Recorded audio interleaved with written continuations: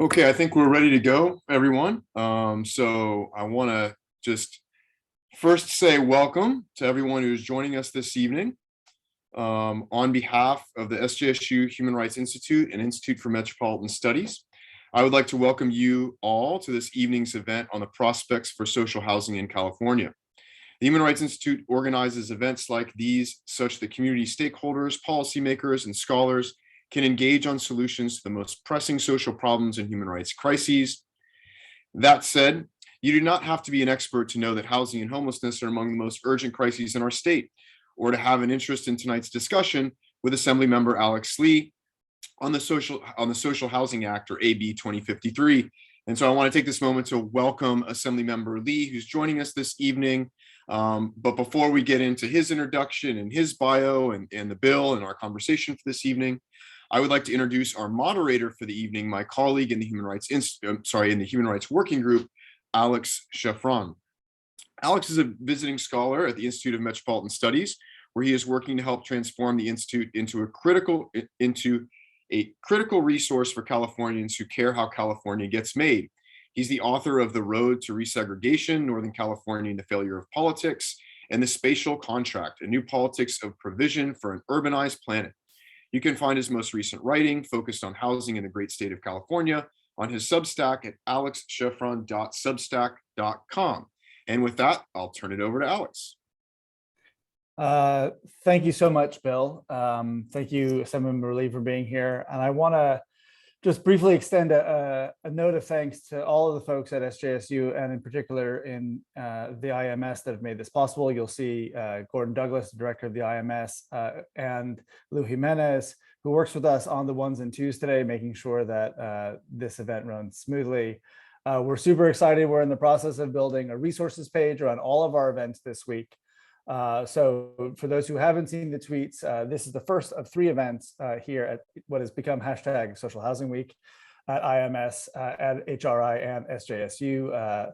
Tomorrow at noon, we have Shanti Singh from Tenants Together and the San Francisco effort to build social housing, together with Cia Weaver from New York City and Daniel Adana Cohen from UC Berkeley, talking about social housing in the United States, about the larger movement, how it fits in with the Green New Deal and other aspects of American housing and progressive policy. And then on Friday, we have a wonderful academic panel to put social housing in context, to help all of us understand a little bit more about where social housing comes from as an idea, how to place it in the history of housing politics and policy in the United States and globally, with Karen Chappell from Toronto, Prentice Danzler, also from the University of Toronto, and Alejandra Reyes from UC Irvine. So we'll hope that you will join us tomorrow at noon, and Friday it's at 2 o'clock, I believe, for these events. And we're really excited about this. We're also excited to be able to take the recording of today's event and tomorrow's event and the following event. You'll see them up online at some point, hopefully next week, together with a series of resources that some of our folks have been putting together around social housing. As Bill mentioned, the goal of the IMS, the real mission of the IMS, is to really help people understand housing, how housing gets made. So how other aspects of California get produced. And so we're offering these things as an educational resource, a way for people to really understand what's going on. One of the things that is important and interesting about social housing isn't just the human rights element, but it is a kind of a confusing issue for some folks. We're offering these events as a way for people to sort of sort through the noise, to be able to educate themselves, to be able to learn how things are happening and how social housing fits into the larger housing conversation. So like I said, we hope you'll join us the next couple of events, and stay tuned for more information and resources and events like this from the Institute for Metropolitan Studies over the next months and years to come. Without further ado, it's a real pleasure for me to introduce Assemblymember Alex Lee from San Jose. Or from Milpitas, I think we should be particularly accurate, the wonderful district of the 25th. Just as a brief sort of introduction to Assemblymember Lee, how I was introduced, I briefly at one point was a visitor on the housing committee of the Bay Area Council. And for those who don't know, Bay Area Council is a very well-established, long-standing, primarily business organization that also includes the chancellors of universities and leaders of local nonprofits and religious leaders. It's a very long-standing organization that's had a major role in a lot of different aspects of planning, but it's not the kind of place where you would necessarily anticipate a social housing idea coming out. And the first time I was introduced to Assemblymember Lee is when he appeared soon after being elected. The first thing you told everybody is that you were sitting in the bedroom of your parents' house where you lived at the time, and you had a Bernie poster in the background. And here you are presenting to the arguably most influential business group in the Bay Area about your social housing idea. And I knew at that moment that this person was different, that they were coming together with whether it's a different spirit or a different level of courage or a different type of ideas that, let's say, I haven't seen in all of the politicians and all the elected officials that have served us over the years. And that put Assemblymember Lee on my radar in a way that he had never been before. And I'm just really excited to see how things have progressed in his career, and in particular with the social housing effort. And so it's a real honor for me personally to be able to have this conversation, to interview Assemblymember Lee. And so thank you so much for being here. Welcome to San Jose State, a place I think you know fairly well. Well, thank you, Alex. That's an incredible, incredible introduction. Thank you so much. I still do live at that house. That's the only way I live, even in my own district, and it is actually still in Berryessa in San Jose. So, still, that Bernie poster is still up there. It's still in those meetings too. And you all know, in Berryessa, I think is one of the most important places in the Bay Area. I think it's a place where we really can understand a lot of what needs to be done, how things are built. It's one of my favorite places down in the South Bay to go to. We're actually in the process of doing some work to try, inspired in some ways by the successes and failures of what has happened in Berryessa. But your mentioning of that bedroom in your own house is probably a really good place to start. I would love to know a little bit more about your journey to become a social housing advocate. Did it start at home? How did the ideas come together? What's the inspiration, and how did we get here with you? Yeah, Alex, and it is really important to talk about how social housing is not immediately intuitive for folks. It's not the first solution that people think about when they think about American or state politics. What is the solution to our housing crisis? I am part of an entire generation, in fact, multiple generations, different, not just people of my age range, but a lot of people in the Bay Area that are priced out, essentially. They cannot afford to reasonably rent or especially buy a home in the communities they grew up in. I can only, and I tell folks, I can only live in my own district because I live at home. And I have the great privilege of doing that and the great honor of being able to live with my family. But that's not always the case of everyone, right? There are so many intergenerational households that exist in my district where you got like grandparents, a parent, and children, and maybe grandkids all in the same roof. And that's not just because we all love each other so much and we want to see each other all the time, but also because of economic survival.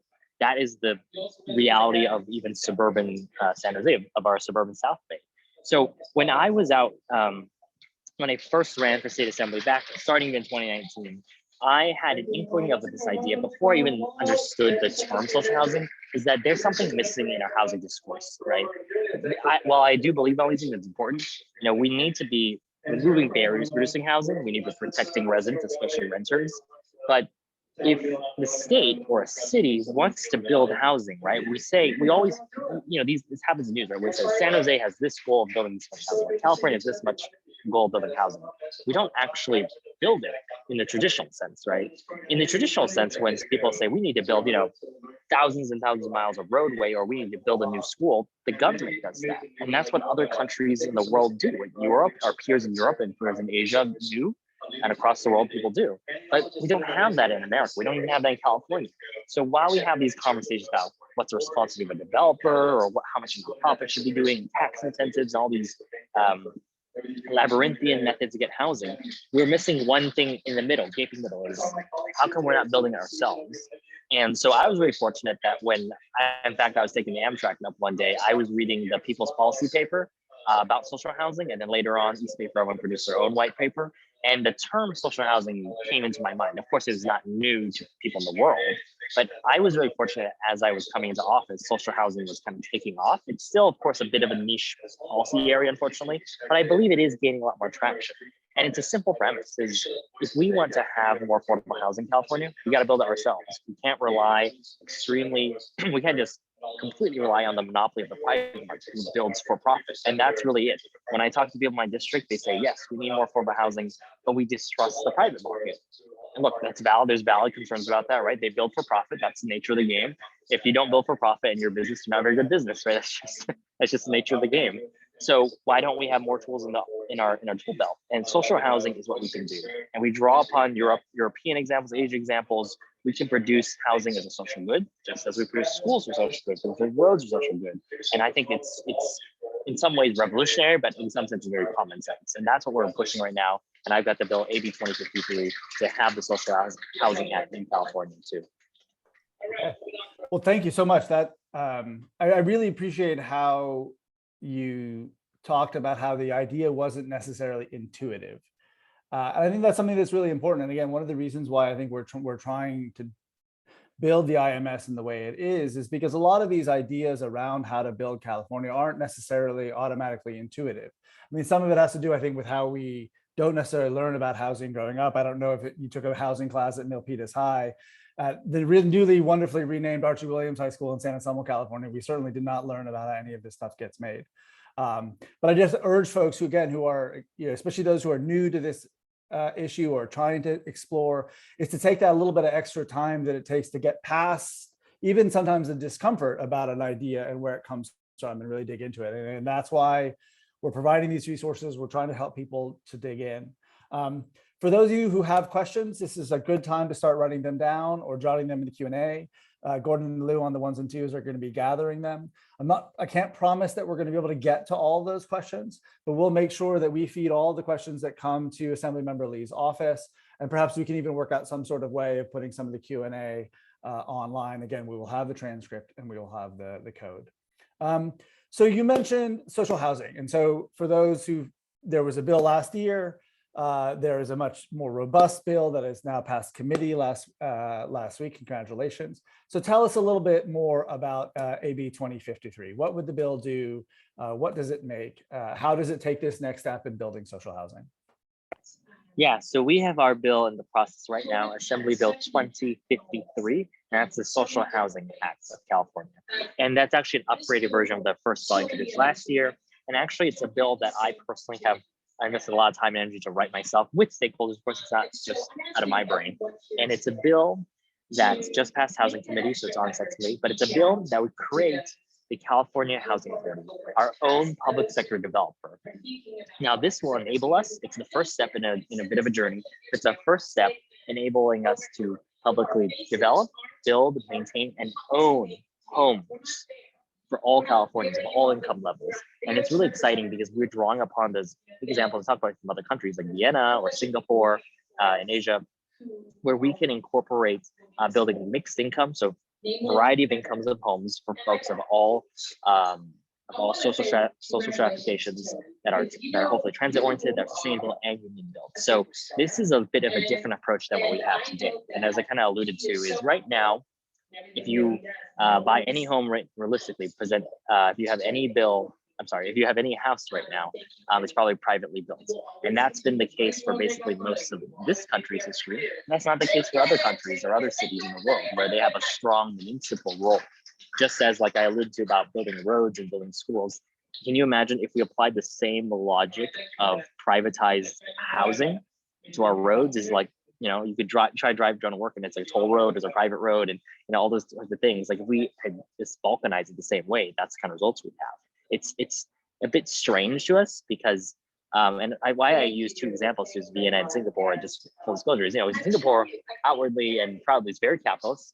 Vienna has a history of being very left and being very socialist, but they both have arrived at the same conclusion that a robust municipal housing program is good for the economy, good for society, and there are so many different ways to do that. And that's why our bill is the first step. It sets up the public sector developer with a lot of great details and designs about how we should build things and what food they should be for, and how we should orientate them. That's what the bill is about. And it's our first step in a series of things. And we hope to pass it this year and then work on the next steps in the years to come. Thanks so much. So just so that I am completely clear. So when it comes to roads and let's say transit infrastructure like this, which I think is a really great example, the government is essentially the developer, the one who is doing the process to decide what gets built. Did we just lose our assembly member? Perhaps we did. Hopefully we'll get him back. Maybe without all the background noise. Apologize for the background noise. There we go. Do we have? There we go. Sorry, I got booted. I got booted out or something. Well, welcome back. So again, if we're going to use the analogy when it comes to building public infrastructure like roads, again, the government operates as the developer, but the private sector still plays a role, right? So the government will decide to build a highway, it will bid out, put out a contract. Private sector operators will come in and and bid on it. The winning bid is chosen and they go ahead and build it. But the actual people that are building the company are not government employees, but rather private sector operators. And so that's the way that the private sector and the public sector actually collaborate on the building of infrastructure, let's say BART to San Jose, to use an aspirational choice. Is that similar to how you imagine that the California Housing Authority that will operate, that private sector actors will still play a role in the actual construction, just not in the decision making and not in the owning of the housing? That's right. Just like when it comes to public infrastructure projects, the public agencies or us, we decide what the project will look like, how big it is, how far it will go. This is also an analogy of infrastructure. We decide what it will look like, and we are putting in the money up front, right? It's our decision to contract with a private entity, a private builder, a private contractor to build it. But ultimately, this is our product. This is something we own, and we can have contracts, obviously, with outside firms to build these things. I'm not proposing our own public construction corps that doesn't exist yet, but right now it would be basically we are taking the developer role. Basically, what happens, of course, in the private sector now is that there are public sector developers, right? They manage all the money, like all the upfront capital investments, and they manage who gets hired and how it gets built. But they also, at the end of the day, manage the return on investment. So now we're taking all of that from private return on investment to public. Appreciate it. Assemblymember, we're having some of the folks in the audience are having a little bit of hard time hearing you. So I'm not sure if there's anything we do with the audio, or actually one thing we could both try to do probably is slow down. I may be from California, but I talk like a New Yorker. So that's, I think that's super helpful. And I think that's actually one of the most important things that I think people need to understand about social housing is that it's not an elimination of private sector companies from the housing space. It's just changing people's roles. And I think that's a really important thing, again, that animates a lot of my work. It's not about sort of eliminating anybody, but it's just sort of moving people around the table a little bit. I think we do similar things in terms of how we finance housing. Is a question about what are the ways that we can change some of the roles that people are playing in the housing market space. So let's talk a little bit more, and I want to get us sort of starting to move towards some of the political issues around here. And again, speaking of private sector actors, like one of the most important endorsers of this concept and of this bill has been our colleagues and friends in the building trades. And again, most of the building trades members work for private corporations, or even at times are owners of their own small private contracting businesses, and yet they have come on board to embrace this approach. Why do you think that our friends in organized labor are so supportive of this approach? Yeah, our friends in organized labor, especially the construction trades, but also important to note that we also have the California Nurses Association and public employees unions, and the California Labor Federation. But especially, they're all in support. I think especially important to our unionized construction workers is that this is going to be a bit of a wonky term, this is counter-cyclical production, meaning usually what happens with recessions or the stock market doesn't do well, or the economy generally doesn't do well, especially for top earners, right? The capital, as in the money we put into building new buildings or building new housing, it kind of goes away, just as we saw with some similar recessions back in the day. So if there's ever a housing bubble or recession comes up, and almost counterintuitively, when people need housing the most, it shrinks because of the way our stock market and our economy works. And with a when with dedicated, public direction and public funds, it can be countercyclical, as in it does not rely on the stock market to continue going, because we already have the direction, we already have the funding, and we know we need to provide housing and social goods. So it's especially attractive in that sense, where it's 2 for 1, right? It's good for society because we have a more robust inventory of housing constantly being produced, and also good for workers because they aren't laid off just because the stock market's not doing well and the capital is not doing well. So it's a 2 for 1 good. I just that's a very important thing. People are always asking me about the construction labor challenge, right? I mean, if I gave you $1 trillion in the state of California, and even all of the permissions you want to build, we actually don't have enough people to actually build all the housing. And it's just, you think about it, not only is it hard work to sit on a roof all day or to build in the hot sun of California, but then when the economy takes a nosedive, all of the work disappears.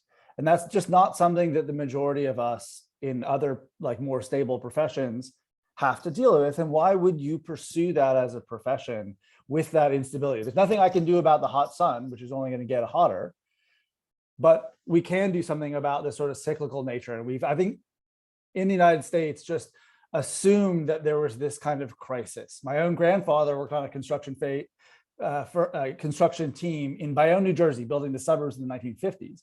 And that's precisely why he left, right? To actually spend the rest of his life working in a hardware store.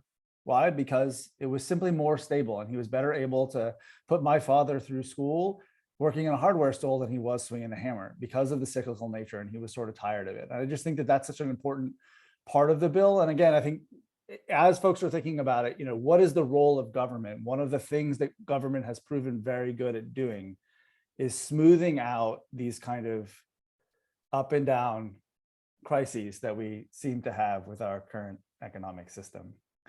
Alex, and that's a really good point. I just want to liken it because this is sometimes not an intuitive point as well. Yeah. Construction, like some other professions too, is not a constant, there's no constant stability, just like you were talking about, because even though consumer point, right, when housing crisis, we know the demand of housing is almost bottomless at this point, and we know we need a lot more housing, but if the capital isn't put together, the projects aren't put together, that means people are out of work, and it's hard to scale up your workforce in the same way, right? Because if work is unstable, you're not going to hire a bunch of more guys. And it's kind of similar in the sense I paint this picture about similar to the farm workers, right?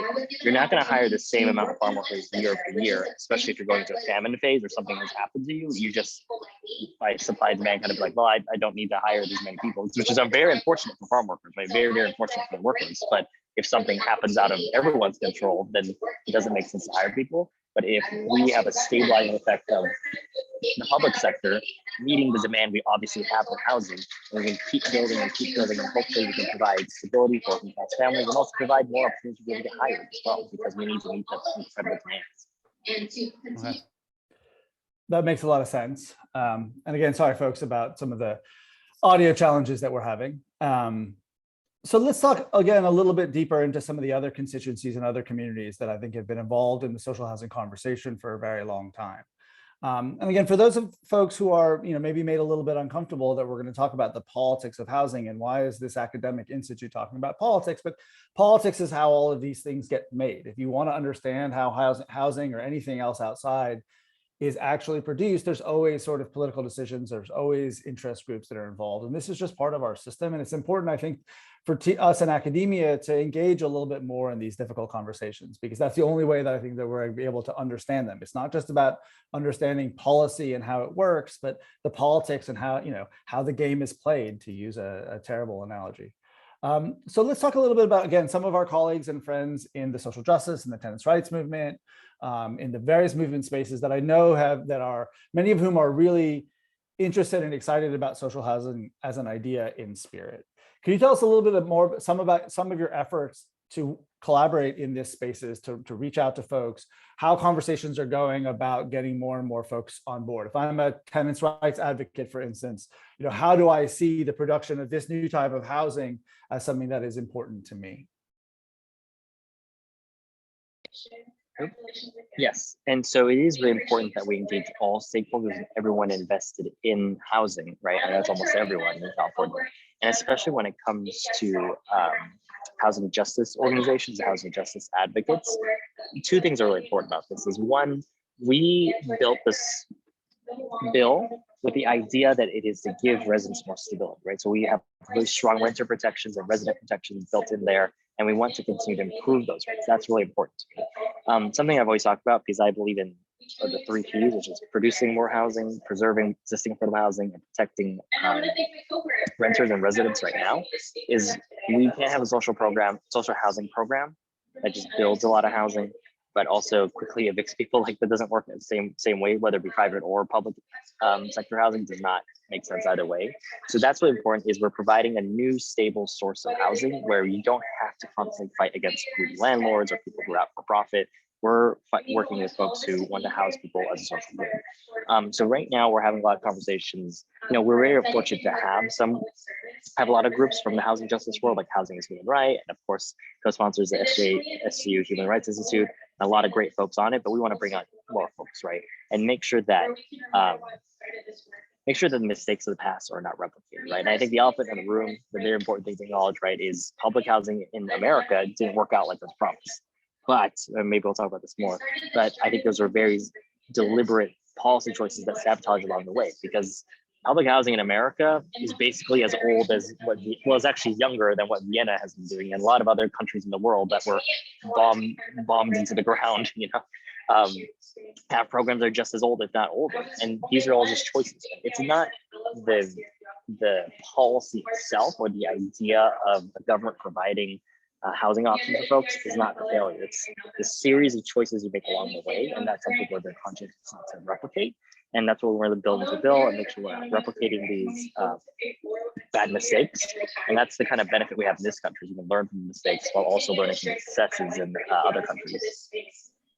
I fully embrace your idea of a politics in which we can really learn from our mistakes. That would just be a wonderful America that we don't maybe quite live in, but I completely agree. I mean, again, I think this is one of the things that you'll hear more and more on Friday at our panelists with Prentice Danzler and Karen Chappell and Alejandro Reyes about the history. I mean, we point that there's a famous incident pre-Yago in St. Louis where a massive public housing tower was torn down not too long after it was built because it was terrible. San Franciscans will remember Geneva Towers and other towers that were torn down.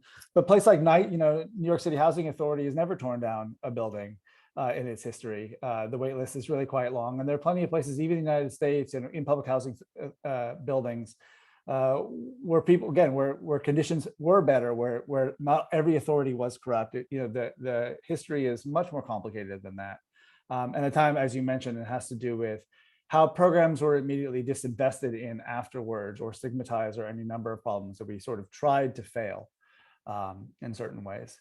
But speaking of public housing, actually one question that I've raised, and I think that others have raised as well, is how do you envision, not necessarily, whether in this first step or in future steps, existing public housing residents being able to benefit and perhaps participate? Is this the kind of program that could potentially work with housing authorities down the line in terms of renovations or converting some existing public housing authorities into this new version of social housing, if those residents are interested and if that's something that they want? Yeah, I particularly see all those collaborations very much possible. I think what is first and foremost possible of social housing in California is that we construct affordable housing. So there's two provisions. There's two main parts. I'm so sorry that it's like I did not experience loud, but there's two main provisions in the social housing bill, which is production of affordable housing, and there's acquisition of housing, right? So I'll talk about the affordable housing production part first, which is, of course, creating more affordable housing. So I see that as kind of the fundamental first step. I don't envision us kind of like taking over from other entities in the first run. Maybe that's something down the line. I think collaborations are always possible. And then when it comes to acquisition, it's prioritized in our bill that if there are housing neighborhoods or housing buildings that are at the end of their lifespan of affordability, and I even have a bill about preserving affordable housing now, often those buildings or those units are about to be flipped into the market rate and lost with affordability. I would really love to have CHA be there to step in and say, hey, we can be someone that's here to preserve that housing preserve that affordability so people don't have to get kicked out. So those are the two aspects of it. And I do think down the line, we collaborate with a lot more agencies as they work. But, I think that's also another politics of administration down the line where it's like, well, do people want to share more? Do people want to work together? My goal to get this thing all the way through is that CHA, California Housing Authority, becomes so effective and so great to work with that people are like, I think you're all doing it better. I'll just shift it over to you, because also the other great thing we have to stress about a California-wide social housing provider, rather than say a county or a city, is it's a statewide portfolio. Just as a real estate portfolio in the private market has national portfolio or a state portfolio, right? They leverage Bay Area properties to help offset their maybe their SoCal ones or their Central Valley ones. We can do the same thing, right? We are basically taking and redistributing wealth from really wealthy areas and offsetting that to produce affordable housing where it may never get built, like in the Central Valley or rural areas. So it's really important that we're able to have that big portfolio. And one day, hopefully, we'll have all these agencies work together and work together. Is it the type of thing that you also imagine could integrate well with various efforts by universities to build housing? I mean, I know you're paying attention here at San Jose State. The issue of how many students we have that are sleeping in their cars, whether they're sleeping in their cars because they don't have anywhere to live nearby, or because they're driving in from really far away because there's not enough universities in parts that, there's not enough universities in Stockton, so you got to come in all the way here. Is this the type of thing that can integrate well with CSU and UC and community colleges' efforts to build housing? Absolutely. I think it should. I think it's constant announcement, just constant. I think what, actually on that topic of university housing, it should, but it doesn't anymore. It should shock us that institutions with the mission of educating people are in the real estate business now. We've normalized it where it's like, okay, now even SJSU, right? They're going to take over the office building downtown and turn that into workforce housing and student housing. That is in a sense a small scale, a public institution acting as a developer, which is what social housing is. And I would love to have it so that our universities don't have to worry themselves with becoming landlords and property developers, but focus on higher learning and research and really what makes universities great. It's kind of just baffling that we normalize it in the sense that even K-12 school districts are in the same boat, and we don't bat an eye in it. We don't think twice about it anymore because of how awful the housing crisis has been. So I'm really hopeful that with social housing, we can take the burden off of public sector, like school districts, K-12 school districts or universities from having to provide housing beyond maybe a typical dormitories, which is something we're more normalized, but to now venture into public-private partnerships and real estate development. It's something I don't think anyone, when they created the master plan back in '60s, envisioned universities doing, but it's to meet the challenge of today for students today. Really appreciate that, and again, I appreciate you taking this time. Everyone should understand it is primary season, so I'm guessing that you have to be at more events than most of us. One last very wonkish question for the planner nerds out there, or the bureaucracy geeks amongst us. I don't know if that's a term, if I'm allowed to say that. Which is a question that actually came up in what was otherwise it was actually, even with this question, I think a very enthusiastic hearing in the Assembly Housing Committee last week, which is this question of, does the California Housing Authority have to be a new agency, or can we repurpose the California Housing Finance Agency or HCD or one of our existing housing agencies to build something? I mean, obviously, as you know, standing up a new government agency is extremely, extremely difficult for all sorts of reasons. Is it important, do you think, for you that it exists separately, or can we reuse some of the existing pieces of state housing government that we already have? Yeah, that's an excellent question. I mean, intuitively, you think we have 1,500 different, housing related agencies right now, and they all work across purposes. But here's the important thing is whether or not it is a new agency altogether, a new department, and for the policy wonks out there is a substantial difference between the two. Is whether or not it's a department embedded within an existing agency or its own agency itself, we need to have its own independent public sector developer. And why? Is because right now, all departments acknowledge two things. One is they don't do social housing, and they don't want to do social housing. That's the after we've done the grand tour of the departments, that's the truth we learned. Because really, state government today operates only in two realms as it relates to housing. They are regulators, right? They say if something is good or bad, like policy-wise, they regulate something, or they're financiers. Those are the two roles they do. They don't go and plan housing. They don't plan and figure out like development. They don't do all that stuff themselves. And there isn't right now that internally in this administration, there is not that appetite yet. And that's why we have to create its own entity so that they can be focused on development of housing efficiency.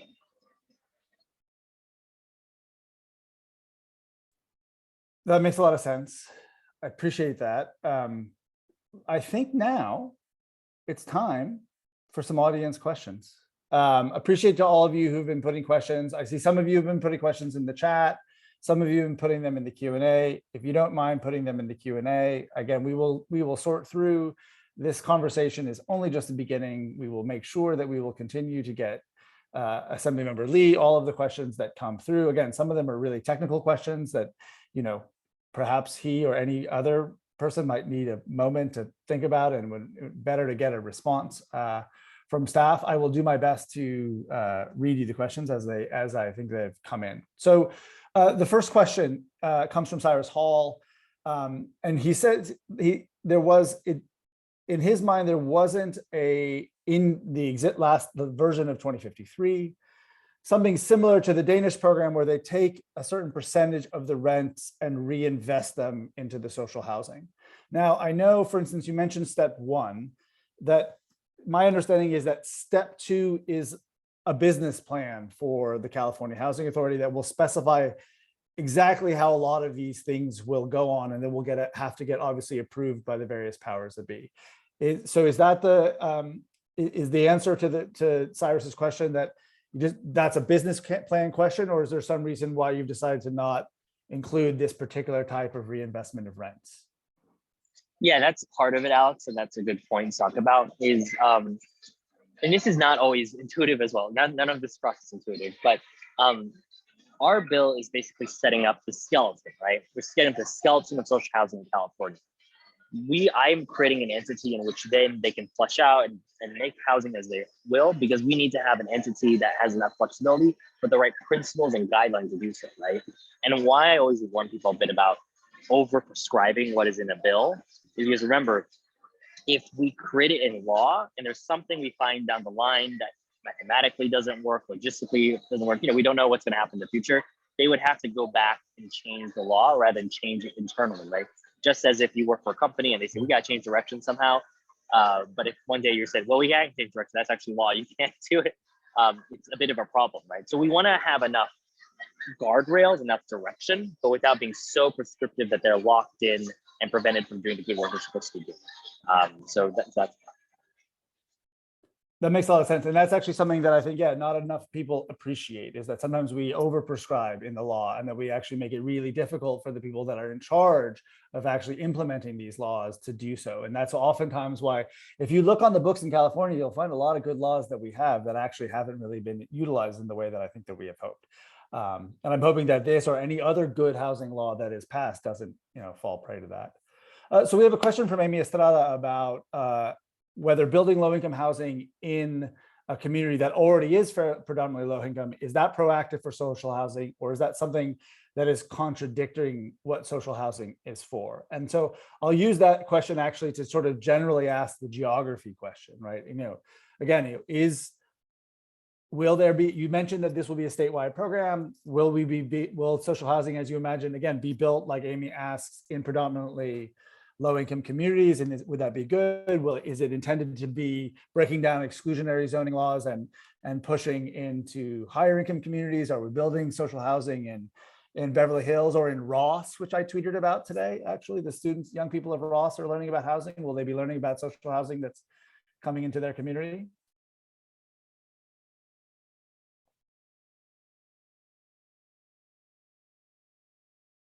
Sorry, this is very important to me to be in this discussion, even though I'm having to multitask. So I really apologize about that. But here's the thing I see it is, it's an important tool to break down exclusionary zoning.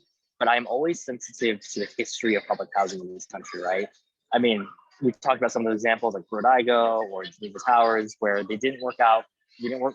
I mean, there were problems in the development of it, there are problems later on in a lifetime, right? But the vision of it is to make sure that this is his vision, is anyone can live anywhere in California, right?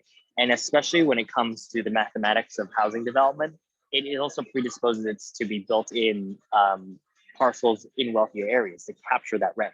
We employ something called rent solidarity or cross subsidization. It's the same thing where higher income people paying rent or paying rent will cross subsidize and help pay for the lower subsidized rates of someone lower. No tax schemes, no LIHTC, nothing. That's just direct neighbor to neighbor sharing wealth distribution. It's great. And that works especially well in, say, areas like the Bay Area, where we have a lot of affluence, right? And in the bill, we prioritize building where it's transit-oriented, and it's a lot of great things like that, and especially with public parcels. So the idea is, in the first years especially, is to build up that portfolio, make sure that more people are allowed to give those opportunities, and not to repeat the same kind of like steamrolling of communities of color or poor communities all over again.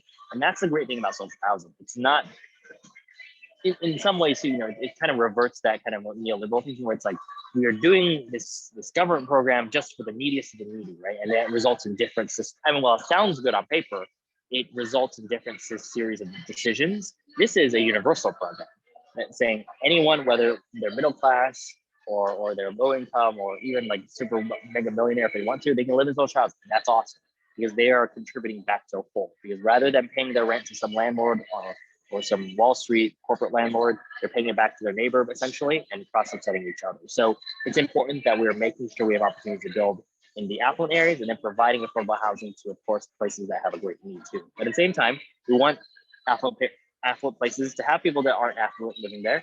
And we want places that haven't had so much wealth, given more opportunity too. Thanks. So, by the way, the questions that are coming in are really great. Just keep them coming. Like I said, any questions that we don't get to, and all of the questions in general, will be forwarded to Assemblymember Lee's office, and we'll do our best to sort of coordinate with them about getting any answers back that we can. So, a related couple of questions come from Peter Cohen and from Daryl Berlin, which is about the existing either nonprofit housing sector or the community land trust sector, which is cousin of the nonprofit sector. Again, people who've been actively engaged in promoting and building social housing models that work and help low-income people for a very long time. How is, in your vision of the future California Housing Authority, how do they fit into this process? Again, I know that they are mentioned by name in pieces of the bill, but yeah, what is, if I am a nonprofit housing developer or I'm a community land trust member or advocate or employee, how do I see myself in a future in which the California Housing Authority has been stood up? Yeah, I really see, and we put this in the bill as an option for later on, when CHA is built and social housing is out there, is that community land trusts and nonprofits, especially those who specialize in preservation and resident empowerment, could act as de facto, there's a negative connotation to it, but property men, right? They will act as the people who help the community get along. We have a strong provisions in our bill about local governance councils, because another tenet of social housing is resident empowerment. A kind of mistake of the past in America is that residents felt powerless, as in they didn't have a direction to say about the renovation, the direction of the community, right? Just like you have in any other place, you want to feel like you have a direction and a say about the community you live in, and that's important. And I think nonprofits and community land trusts are especially good at fostering that and preserving the community, and also making sure that there's that role to play, right? And especially, which I tip my hat to community land trusts and other nonprofits that are out there trying to build, but they know how hard it is as well. And I think this is a complementary effort because there's such a dearth of true affordable housing out there. We need to have all options on the table, building as much affordable housing as possible, because even the route we're going right now is unfortunately insufficient. Okay, that is great. And now I'm going to flip the script or flip the side of the coin a little bit, because the next question down comes from Jeffrey Buchanan. Shout out to Working Partnerships USA, fabulous organizing effort in the South Bay that I know Assemblymember Lee knows well. So he's asking you about the California Apartment Association has endorsed the bill. So, is there a way in your mind that, large landlords or even corporate landlords could be part of this? Is this about the public sector buying up some of their more unfeasible projects? What is the role that you think that large private sector landlords would play in any social housing future? Because they are fantastic supporters of it, I will give you a very diplomatic response. I think we have a shared understanding that if there's a public provision, especially of affordable housing, right, that takes a lot of heartburn out of the housing tenancy fights we have, right, especially when it comes to folks in difficult situations. Because look, you have to acknowledge apartment association also out for return on investment.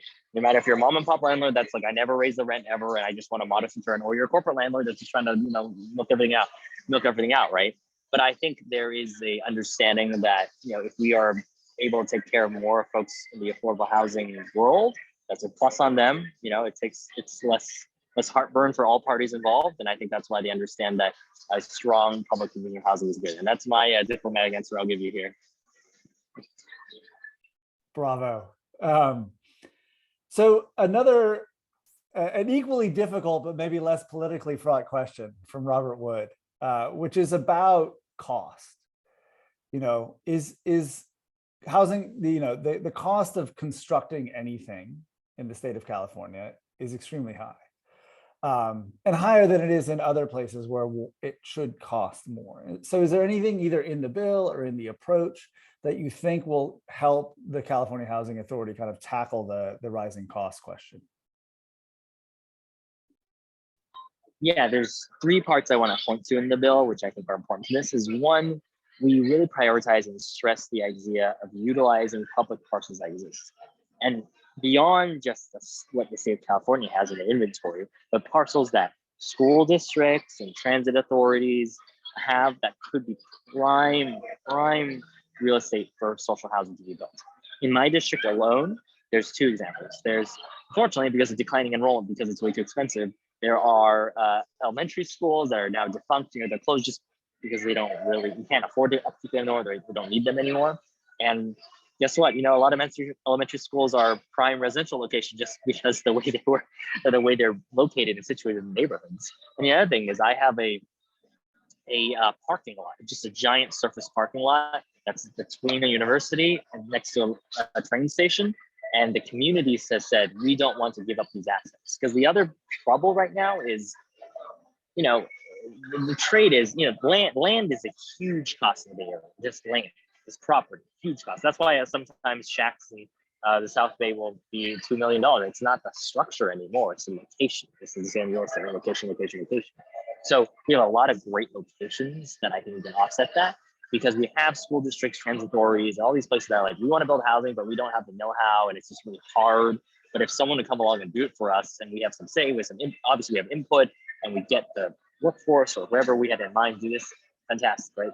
Because a lot of times they're pressed into the deal where someone will finally, they have a real need for workforce housing or whatever housing it is, but the private developer comes say, okay, I'll do it, but you gotta sell it to me.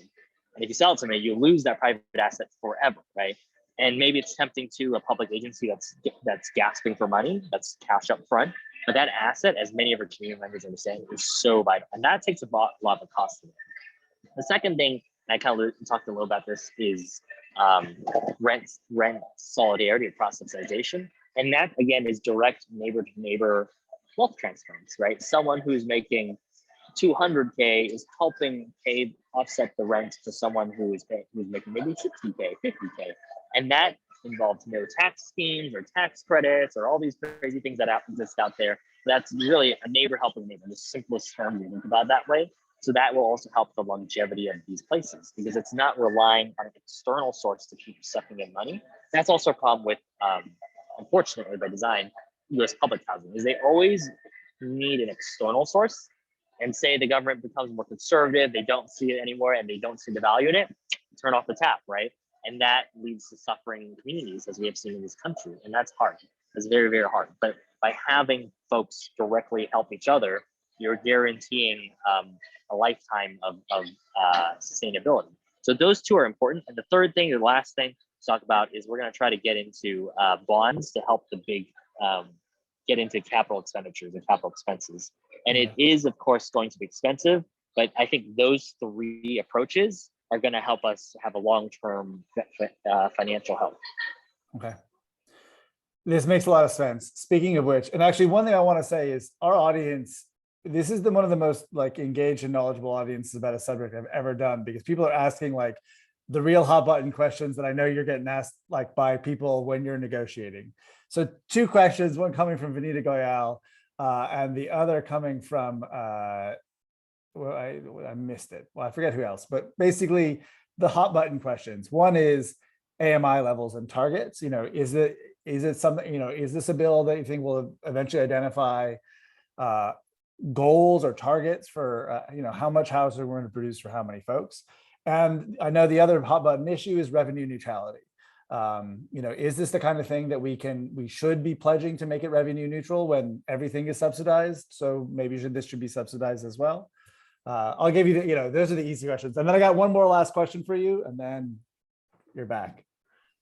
Well, I have to say is revenue neutrality, I think, is an important principle in this for its long-term financial health, and it incentivizes socioeconomic, mixed income communities, right? It's not just one class of folks all together at the same time, and that's really important.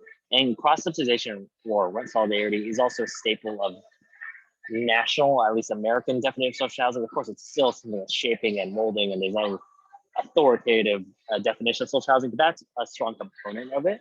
So I think it's important. That does not mean, though, we shut the door to outside subsidization or outside sources of funding. And in the universe of legislating, right, there's a lot of bills out there that exist even outside this bill. And what am I allowed to say? Basically, there's a lot of other bills and efforts out there that I'm also kind of tactfully plugging the idea of social housing in. And, I think we will be very benefited in other revenue streams or other measures out there. So, I think at the core of it, we want rent solidarity. We want revenue neutrality at its core, right? We want that to be what we depend on, and whatever comes out after, right? Whether it be through new revenue measures or through different measures, that should be the cherry on top in my mind. Because as long as the core is strong, the program won't be jeopardized. And I don't want people to suddenly lose their housing because the government, who knows, in the future, maybe people will be all for privatization again. Hopefully not. But, maybe that will have swung, but we want to protect these homes of people, right? So that's really important. And I forgot the second part you asked, the other question. It was about AMI levels. Yeah. Yes, just briefly about that is I don't love the idea of AMI levels because I think it's an imperfect system imposed on another imperfect system.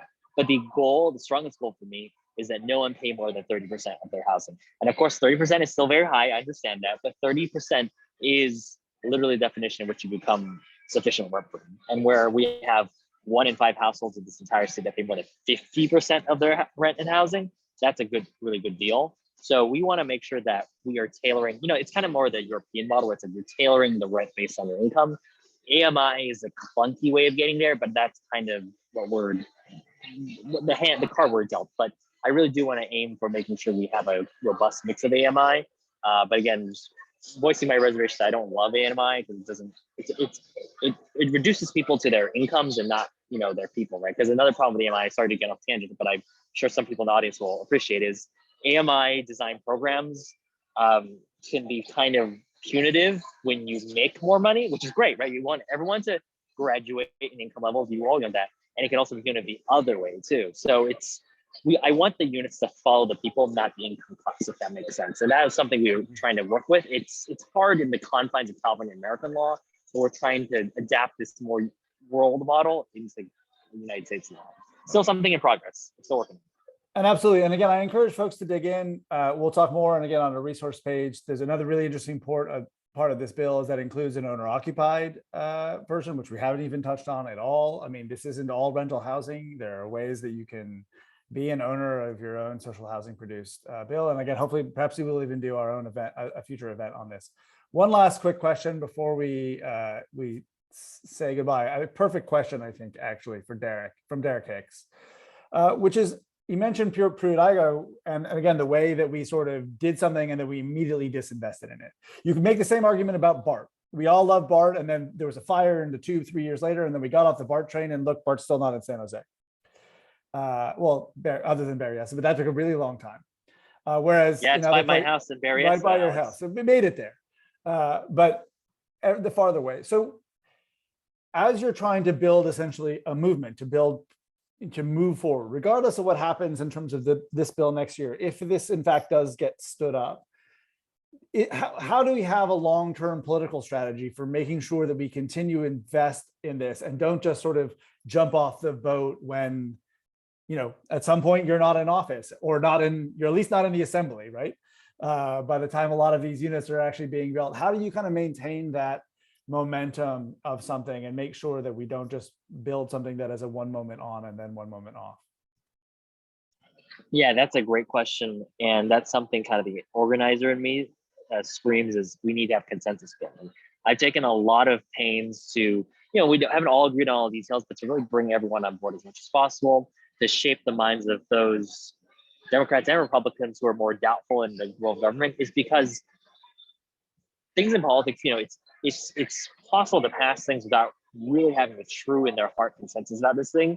But I think what we're all doing together is mainstreaming the idea of social housing, talking about it more and saying what these great values are, right? There are a lot of concepts in this country where they used to be fringe and now it's the norm, right? You have to accept these things.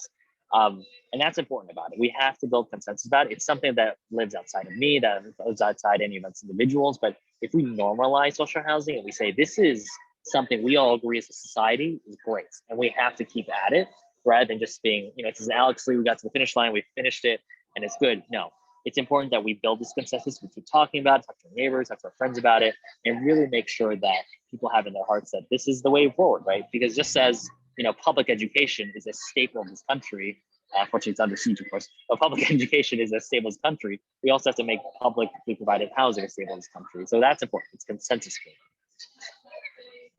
Well, I just want to say thank you so much, Assemblymember. I think in some ways, and thank you so much to the audience who tuned in. In some ways, I think the audio challenges we had are a perfect metaphor for this push, because you can't tune out the noise to get the really good bits. We're not going to get very far with social housing or any other of the major challenges that we have in society. So I really appreciate you taking your time to be with us. Thank you, Gordon and Lou, for your great works on the ones and twos.